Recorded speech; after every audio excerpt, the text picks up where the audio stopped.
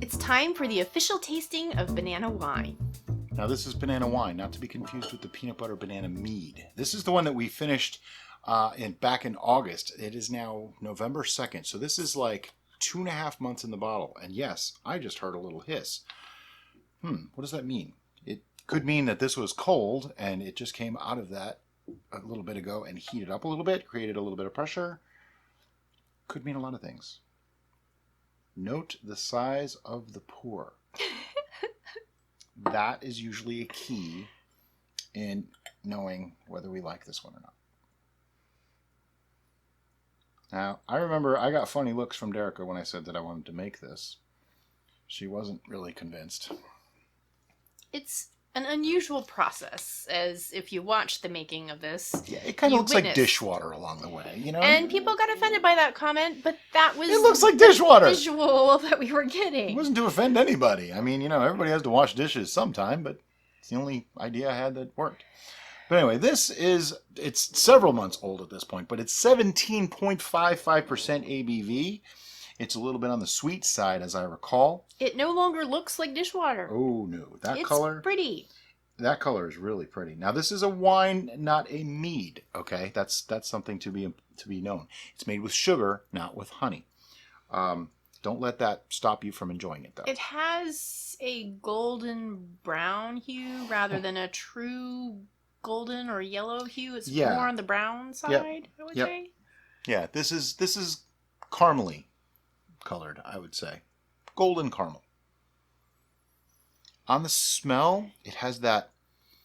I keep saying it's the imitation banana, but it's actually a different kind of banana, even though this is Cavendish bananas, the most common ones. It's almost smelling almost like a green banana to me now. Rather than the overly ripe banana. Oh, yeah, a little bit. It's like that really fresh banana scent. Yeah, it's not unappealing. The smell is actually really nice. Yeah. Okay, so that's the aroma. I'm going to take my short sip.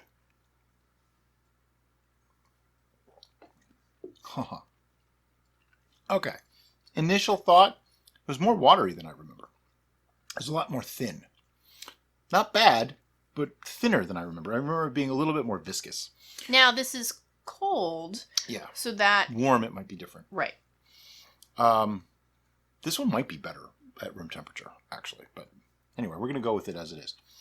I got immediately a nice banana flavor, a little bit of sweetness, almost that caramel thing. I think, did we use brown sugar in this? I think we did. And if we used brown sugar, that's where that's coming from. If we didn't, then I'm not really sure where it's coming from, but I got it anyway. I'm getting ready for my long sip here. Now, for those of you who might be new to our tastings, the reason why we take the quick, short sip at the beginning is to acclimate our taste buds to the presence of the alcohol that's in this, because alcohol is a flavor, and sometimes it will overpower and not allow your senses to appreciate the other flavors inherent in the beverage. In the first sip, it's kind of unusual to get a lot of depth of flavor. In the second sip, you usually get most of it, and that's what happened here. I did, in my first sip, get the banana forward essence and a little bit of the wateriness, which was curious. On the second sip, it doesn't taste watery at all. Nope. Which is kind of interesting. Really interesting. It's still definitely banana, but now it's getting more baked or cooked banana. Yes. It kind of has the bananas That's Foster where I'm saying caramely. Thing going it's on. That ripe banana. And especially on the finish, I'm getting a cooked banana, like from banana bread. It's not quite bitter, isn't really the flavor, but it's almost a savory, not a sweet. And I think this is the one that we were getting honey notes from when we were doing the original tasting. I'm getting honey notes. I'm still getting honey notes. This tastes like a mead. Really weird. It reminds me of... It's a poor man's mead. The dessert that's the little fried bananas with the honey on them. That's not Bananas Foster, is it? Is that? No. That's a Mexican thing. There's a few places that do things like that. Yeah, but whatever that's called, it reminds me of the fried bananas with honey. Yeah, very much so. You got a little bit of caramelization, and I definitely get a honey character from this. I even almost get that, there's a flavor that I get from fermented honey. I'm kind of getting that. It's not the same, so I know it's not really a mead. And fairly certain it's not a mead because If we you made do it. the swallow and then breathe through your mouth thing, it really accentuates the banana. Oh yeah. It's kind of surprising and wonderful. The banana flavor is very strong. Like it's Yeah. very strong banana Yeah, flavor. I did not. I will admit that when Brian said he wanted to do this, I'm like, This is better than my first one. This is wonderful. Really drinkable. This is wonderful. It's actually I would call this a sweet wine, but it's not as sweet as some of them that we like. Like if I recall correctly, this finished somewhere along like the low teens, like 10-10 to 10-15, somewhere in that range. I could be wrong. I didn't check before we did the video. I'm sorry. Bad me. But I think that's about where it finished. That's what it tastes like to me. I think it's so strongly banana, reading banana, Yeah. that it doesn't read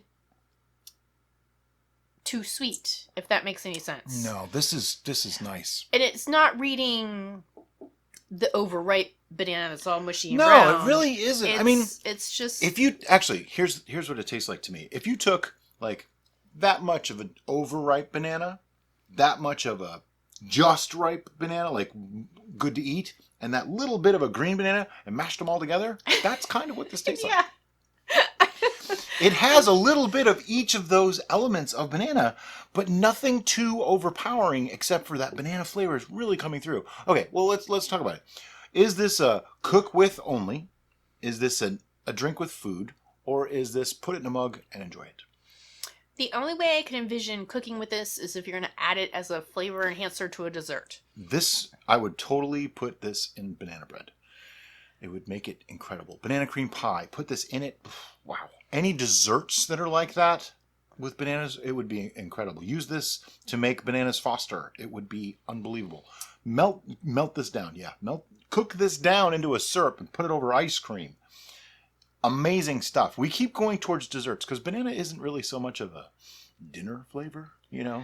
Well, it's not green enough to be used like a plantain or something that where you would use it as a vegetable. It's definitely more towards the ripe, sweet end of the spectrum. So it's not vegetative in flavor.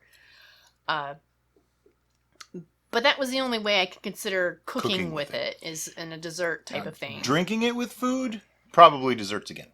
Or like a cheese plate, actually. I think this would go well with.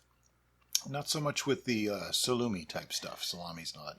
That would be weird. Yeah, if you had a vegetarian charcuterie where they had the nuts and the cheeses. Yeah. And, with nuts and berries and stuff. The dry fruits and the jams. This would be lovely with that. Almost any dessert you could have this with. Like, for some reason, I'm thinking chocolate cake. Chocolate, yeah. But we love the... chocolate, peanut butter, banana. That the trifecta. Holy Trinity. Yes. So that's just our weird thing.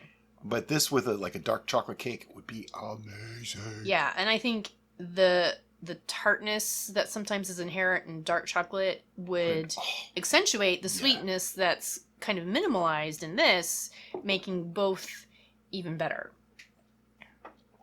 Could I drink this alone?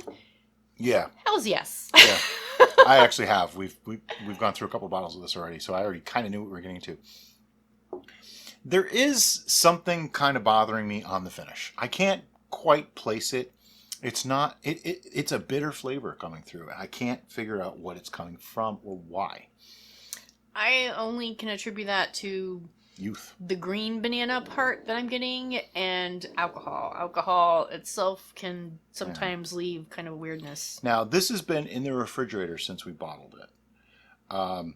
We have an ongoing test, by the way, that you guys haven't seen yet, of cold versus room temperature aging, and I don't know if there's a difference, okay? I don't know if this is aged at all. This could be the same as it was the day we bottled it, for all we know. We don't actually know that. So I'm wondering if age might get rid of that little bit of a bitterness that I'm getting on the end. But that does affect my score. As much as I like this, I really like this. Don't get me wrong. This is probably one of my top 20 of all time. We're going to do numbers again. Yeah, we got to do a number. I can't go all the way with this one. I like it. I really like it. I like it a lot. And remember, we can do points, like 0.5. I wouldn't go to... I wonder what would happen if this got oaked. It would either Oh. make it better, or it would flatten it out too much. So I'm concerned which direction it would go. We can try. If we have another bottle of this, maybe we'll do a separate video. And we got some oak staves from a company to try out. Yeah. Maybe we'll put one in this because oaking tends to round corners. And this has that hard corner that I'm having a tough time getting past. I know what he's talking about, and I'm only getting it on the finish. Yep, it's only on the finish. And it doesn't last long enough to really bother me. It does for me. So... It's like, that's my last memory of it every time I take a sip. So to me, it kind of is taking away from the experience. It tastes so good, and then the finish is like that. I'm not getting that reaction to it. No, it's okay. As will be shown in the numbers coming 1, 2, 3, 9. 7.5. Wow. I think that's the first time Derek has gone higher than me.